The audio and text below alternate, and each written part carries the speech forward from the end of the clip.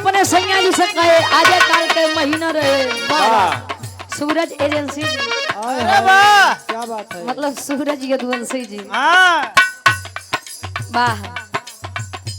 वो दुल्ही अपने सैया जी से कहे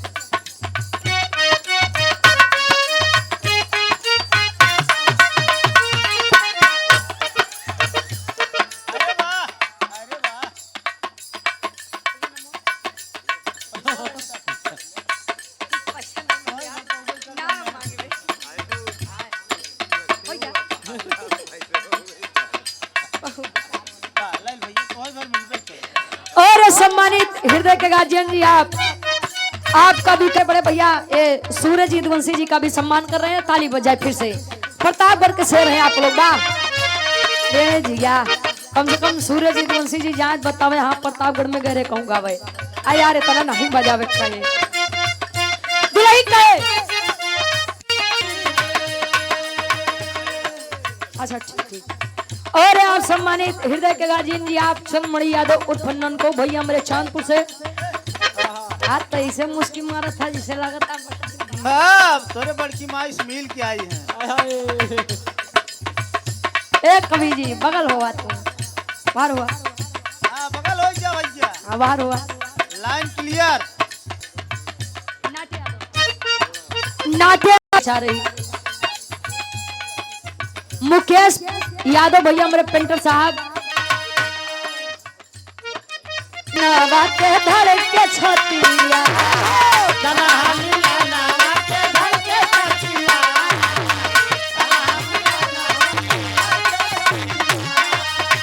उतरल नया भूले नाची के नथिया उतरल नया भूले नाची के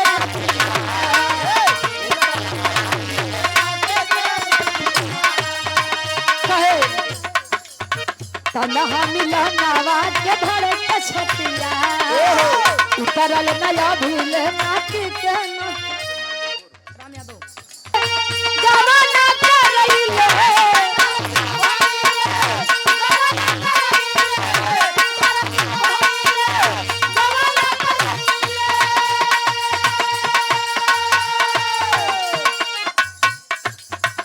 सम्मानित बड़े भाई आप अंकित यादव जी घोसी बनियापार जिला मऊ से जो कि थाईलैंड में हो और वहां से सम्मान सुंदर माला अंगोस्त और 500 रुपए देकर सम्मान के ईश्वर करे कि हर मोड़ पर तरक्की मिले यही कामना है। कहे सारे दिन भाई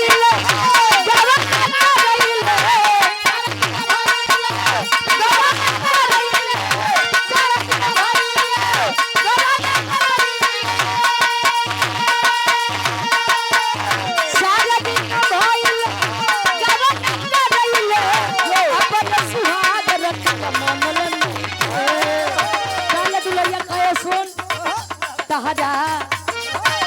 तहरा राजा रंग के मिजाज अभी बनल तोरा राजा रंग के मिजाज अभी बनल तोरा राजा रंग के मिजाज अभी बनल।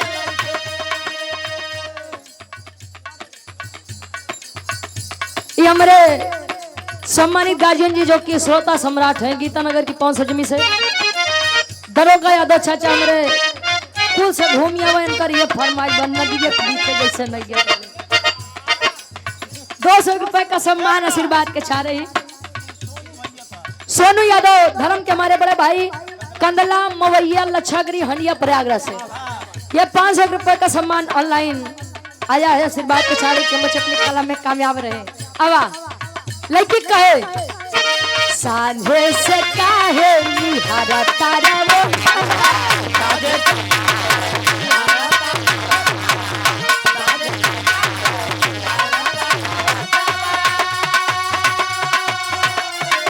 सांझे से काहे निहारा तारा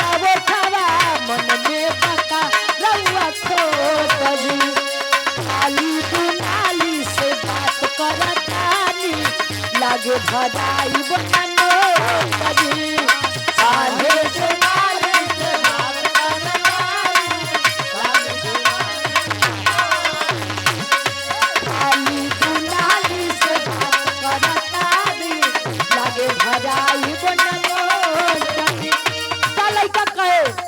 चलो साथ हमारा देहब चार कमान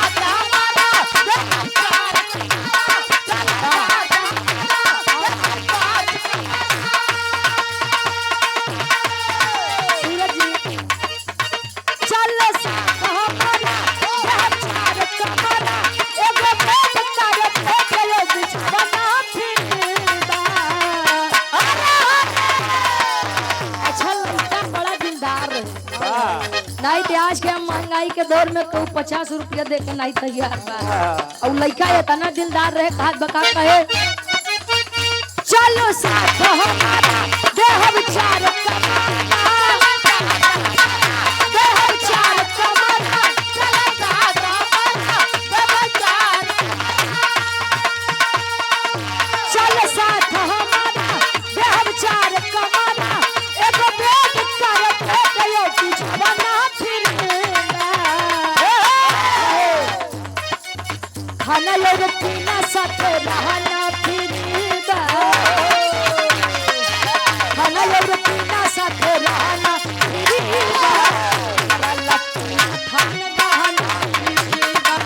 खाना लोग पीना साथे रहना फिरीदा तोरा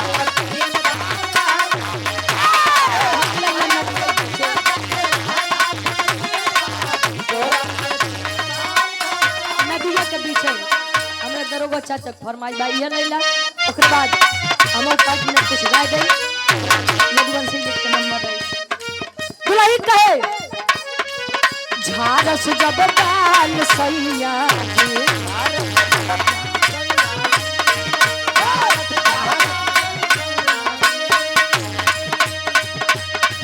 उड़ावत रुमाल सैया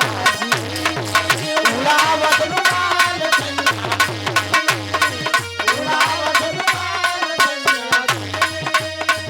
बगली से निकाल सैया जी पूरा बस रुमाल सैया जी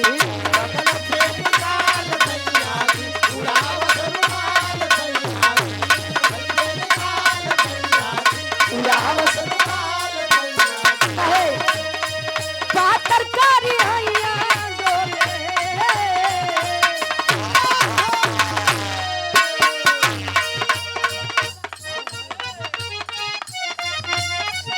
और सम्मानित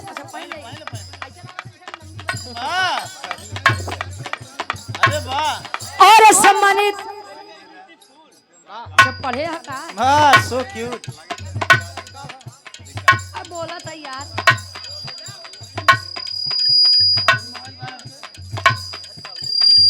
अच्छा सम्मानित हमारे गार्जियन जी हारमोनियम के बड़े अच्छे वादक जो कि बिरहा जगत की बड़ी अच्छी गायिका सुरेश चाचा समझा बिरहा जगत की बड़ी अच्छी गायिका ज्योति यादव जी उनके साथ आप हारमोनियम पर संगत करते हैं ये हमार गार्जियन जी बड़का भैया हमारे विजय भैया उर्फ मुनीम भैया बीडीसी हैं जो कि और भावी जिला पंचायत पद के आप भावी प्रत्याशी हैं प्रधान पद के भावी प्रत्याशी हैं वैसे आपके सबसे बढ़िया माला हमरे बदे स्पेशल लेके आया हाँ भाई रिश्तेदारी के बाद में काहे नहीं लेके ऊपर सुमित लाल साउंड सर्विस जेकर साउंड सर्विस चलत बा बहुत सुंदर इस साउंड सर्विस बा 200 रुपए का सम्मान और हमरे ई मुनीम भैया के द्वारा स्पेशली हमारे खातिर बा और 500 रुपए का सम्मान बा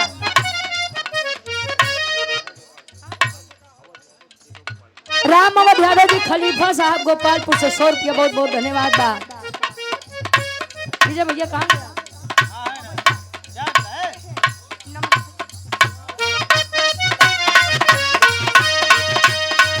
झारस जब बाल सैया जी लागस कमाल सैया जी बगली से निकाल सैया जी उड़ावस रुमाल सैया जी कहे पातर कारी भैया डोले पातर कारी भैया डोले पीछे जैसे नैया डोले बदला के पीछे जैसे नैया डोले वो सही मोर सैया बदला के पीछे जैसे नैया डोले वो सही मोर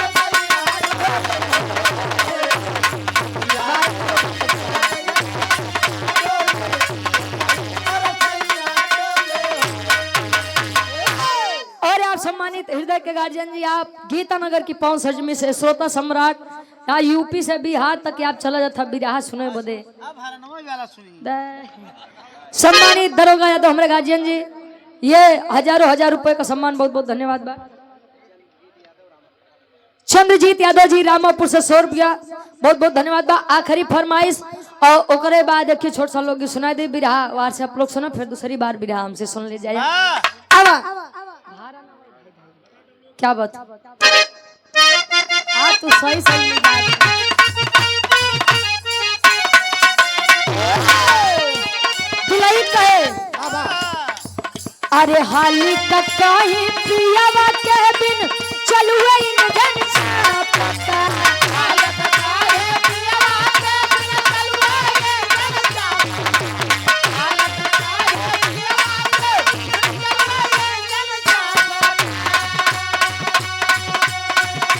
अरे हाली तक कहीं पियावा के बिन चलुए इन जन छापता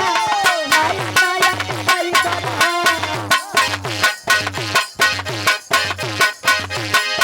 आया नाया भाई बाबा नवे भाई दादा आया नाया भाई बाबा नवे भाई दादा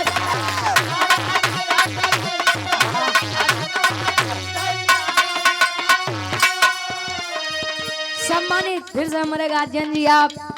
दरोगा यादव जी गीतानगर से 500 रुपए का सम्मान बहुत बहुत धन्यवाद आशीर्वाद के चारों के में कला में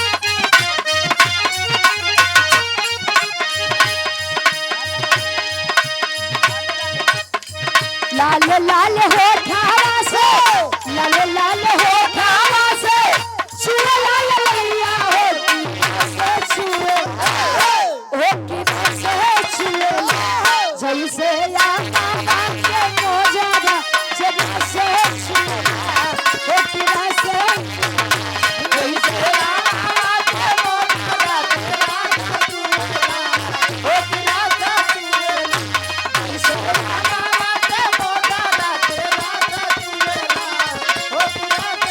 एक लाइन लड़कियां कहे प्यार वाली बतिया जे प्यार वाली बतिया जे बोले लुटे जाओ क्या छुए हो करे क्या छुए तो हर मीठी मीठी बोलियां करे क्या छुए हो करे क्या छुए तो हर मीठी मीठी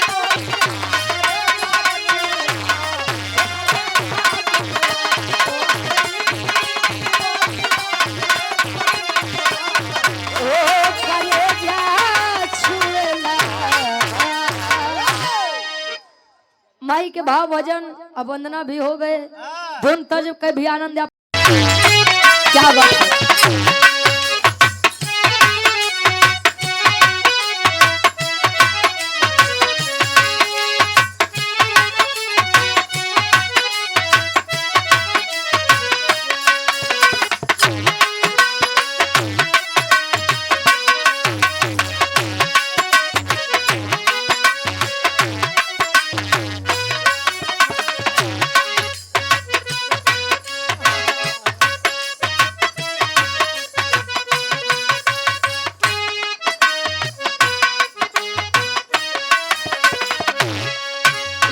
डब्लू गुरुजी संकेत करते थे कोनो लड़का कोनो लड़की से कोनो नायक अपने नायिका से कोनो हीरो अपने हीरोइन से तो कोनो बुढ़वा अपने बुढ़िया से वाह क्या कहना। और ये सम्मानित गार्जियन जी, आप मुख्तार अहमद जी पूर्व जी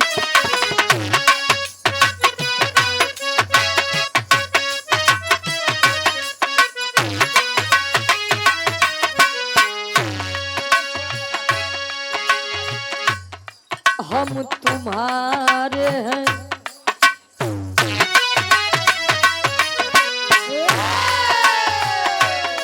हम तुम्हारे हैं, तुम्हारे सनम, हम तुम्हारे हैं, तुम्हारे सनम, हम तुम्हारे हैं, तुम्हारे सनम, हम तुम्हारे हैं। जाने मन मोहब्बत के हर कसम कसम लाजुबा होंगे हम तुम्हारे हैं, तुम्हारे सनम, हम तुम्हारे हैं, तुम्हारे जाने मन मोहब्बत की हर कसम की कसम लाजुबा होंगे हम तुम्हारे हैं, तुम्हारे सनम। बढ़ी का एक हाथ पत्ती बढ़ी बढ़ावा भाई क्या बात है।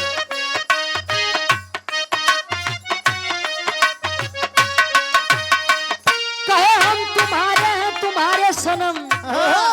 जाने मन मोहब्बत की हर कसम की कसम ना जुदा होंगे हम। ई प्रेम में पहले कसम खावा जाए छा, पहले के लोग गावे कि दिल के टुकड़े टुकड़े करके मुस्कुरा कर चल दिए, और आज के लोग गावत हैं कि दिल तोड़ के हंसती हो मेरा, वफाएं मेरी याद करो। अच्छा गीतों में बड़ा अंतर बा गुरुजी। अरदास बाया मंच के माध्यम से कायम माई जैसा हर महफिल में गवावत हूँ बजवावत हूँ, वैसे आज ऐतिहासिक सरजमी पे आवा कैसे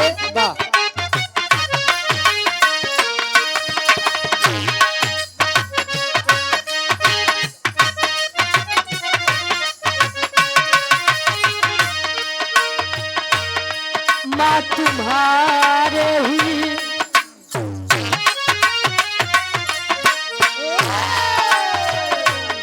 माँ तुम्हारे ही सहारे ये मन, माँ तुम्हारे ही सहारे ये मन, माँ तुम्हारे ही सहारे ये मन, माँ तुम्हारे ही। और ये सम्मानित बड़े भाई आप विनोद यादव जी प्रधान साहब हमरे हरिपाल मऊ परसा मऊ से हमारे विनोद यादव प्रधान जी गार्जियन जी के द्वारा 500 रुपए का सम्मान बहुत बहुत धन्यवाद आशीर्वाद के चाह रही कि हम बच्चे अपनी कला में कामयाब रहे। ये ऐसी माँ है गुरुजी जिनको हमारी जन्मदायिनी भी माँ माँ ही कहती है और आपकी माँ भी माँ ही कहती है। ये देश की माई है, जगत जननी माँ माई बीड़ा वादनी मैहर वाली से अरदास बा। माँ तुम्हारे ही सहारे ये मन, माँ तुम्हारे सहारे ये मन, माँ तुम्हारे ही सहारे ये मन, माँ तुम्हारे माँ तुम्हारे ही सहारे ये मन, माँ तुम्हारे ही चरणों में समारी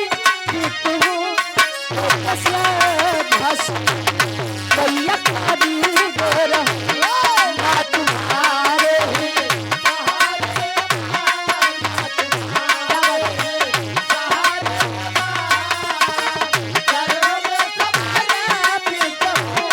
लेके श्रद्धा सुमन मैया तोरा, माँ तुम्हारे ही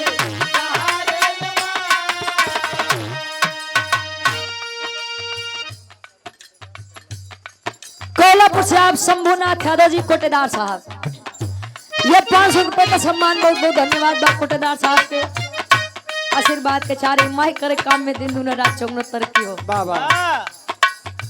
कहे संतों के साये में सतगुरु का ढाबा है, मन मानो तो मथुरा, मन मानो तो काशी वाह। मानिला तो देवी देवता नहीं मानता, पाथर विश्वास है तो लोग। अच्छा एक बात रहे गुरुजी, सतयुग में देव और दानव अलग अलग लोक में रहा, त्रेता में अलग अलग देश में रहा, जैसे राम जी होइए रावण जी होइए। द्वापर में दुश्मन यानी देव और दानव एक ही घर में रहते थे। वाह अब कलयुग में देव और दानव एक ही शरीर के अंदर वास करते हैं। वाह कोई कोई कहते हैं अरे यार इंसान के रूप में शैतान बसाला, तो कोई कोई कहते हैं यार इंसान के रूप में भगवान है। वाह देव दानव यही रहते हैं, अब कब के बाहर या ये उड़ान जाने। वाह अंतरा के पहले अंताल में अदाज और ये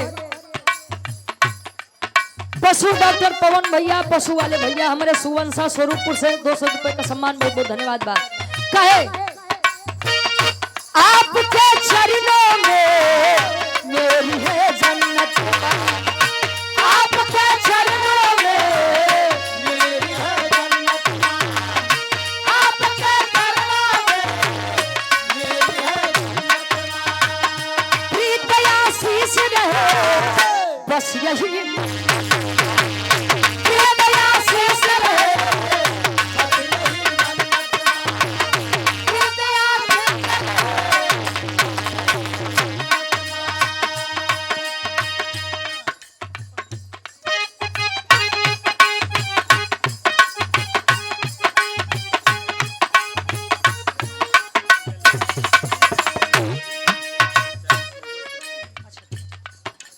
और ये आप हमारे बड़े भाई मंगल यादव जी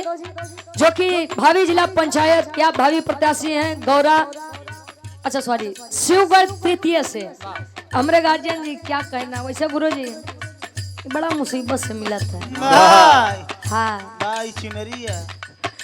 और एक ऐसे महान पुरुष की स्मृति देकर भैया ने सम्मान किया है जिनके संविधान से पूरा भारत देश चलता है। वाह डॉक्टर बी.आर. अंबेडकर साहब, जिन्होंने कहा था कि शिक्षा उस शेरनी का दूध है जिसने पिया है उसने दहाड़ा है। वाह एक बार भैया के नाम पे जोड़ रहा ताली।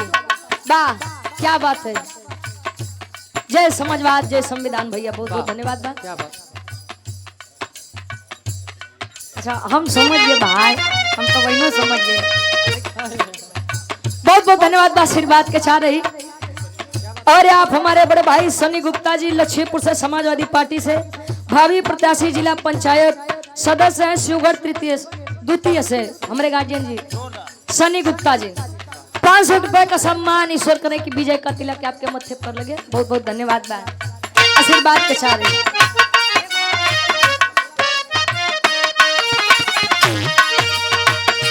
आपके चरणों में मेरी है जन्नत, आपके चरणों में मेरी है जन्नत, आपके चरणों में मेरी है जन्नत। प्रीत आशीष रहे बस यही प्रीत आशीष रहे बस यही जन्नत का, प्रीत आशीष रहे बस यही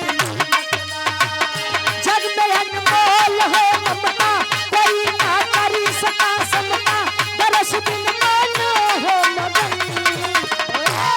माँ तुम्हारे ही हो, माँ तुम्हारे ही सहारे के मन, माँ तुम्हारे ही सहारे के हेलो भैया रुक गया।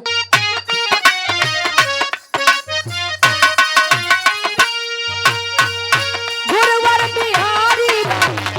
लाल भइल हर्ष, गुरुवर बिहारी लाल भाई हर गुरुवर बिहारी लाल भाई हर काफी चंद्रिका तिरछा करती है आकाश, काफी चंद्रिका तिरछा करती है काफी चंद्रिका तिरछा लिखता है गीत यावारा याद रुचि के सहारा है, चलती उनकी कलम।